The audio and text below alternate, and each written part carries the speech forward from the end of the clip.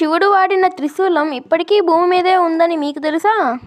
జమ్మూ నుండి 120 కిలోమీటర్ల దూరంలో శుద్ధ మహాదేవ అనే ఆలయం ఉంది. ఆ ఆలయం పురాణం ప్రకారం అక్కడ ఉన్న శివలింగాన్ని స్వయంగా పార్వతీదేవే ప్రతిరోజు పూజించేది. అంతేకాదు సుదాంతుడు అనే రాక్షసుడు కూడా అదే శివలింగాన్ని తరచూ వచ్చి పూజించేవాడు. ఒకరోజు పార్వతీదేవి పూజ మధ్యలో ఉన్నప్పుడు అక్కడికి సుదాంతుడు వస్తాడు. స్వయంగా పార్వతీదేవినే చూసేసరికి మాట్లాడదామని చెప్పి దగ్గరికి వెళ్తాడు.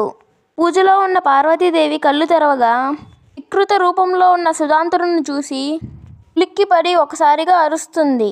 పార్వతీమాత అరుపులు విన్న శివుడు ఏదో సమస్య వచ్చింది అనుకొని తన త్రిశూలాన్ని మెరుపు వేగంతో అటువైపు విసురుతాడు. అని అక్కడ ఉన్నది తన భక్తుడే అని గమనించిన పరమేశ్వరుడు తన త్రిశూలాన్ని వెనక్కి తీసుకోవడానికి ప్రయత్నిస్తాడు. ఇంతలో సుదాంతుడు శివుడి చేతిలో చనిపోతే మోక్షం కలుగుతుందని త్రిశూలాన్ని వెనక్కి తీసుకోవద్దు అని వేడుకుంటాడు.